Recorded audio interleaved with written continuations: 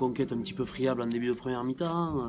On a attendu ces Montois, on n'est pas monté les chercher assez vite, on prend un essai rapidement parce que on est un petit peu trop spectateur et puis les garçons sont rentrés dans ce qu'on avait travaillé cette semaine. Tenir le ballon, sortir du camp à la main, produire des temps de jeu, des séquences, les agresser, aller jouer des duels, sortir sur des off-floats.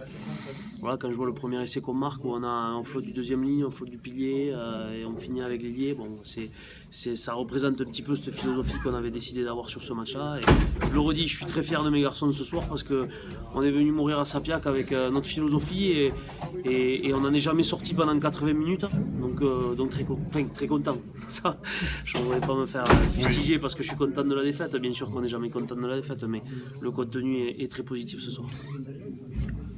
Avec une équipe de Dax qui était en train de perdre la dernière minute contre Carcassonne, 14 points d'avance, ça sent bon le maintien, Julien?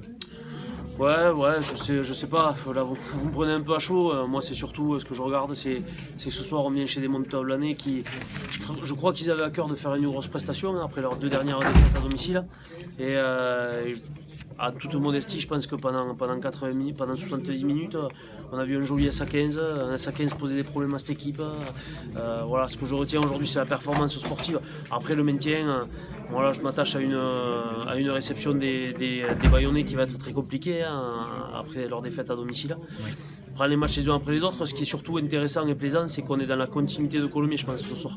Voilà, avec peut-être un peu moins de réussite, un peu moins d'efficacité, être un peu plus on a été un peu attentiste sur ce début de match, mais c'est surtout que sur le jeu, sur le plan offensif, on est dans la continuité et ça c'est très positif. Il y a des joueurs à qui tu avais donné une chance, puisque tu avais eu beaucoup de turnover, ils ont marqué des points et ça va être un casse-tête maintenant pour faire les compos. Oui, ça va être un casse-tête.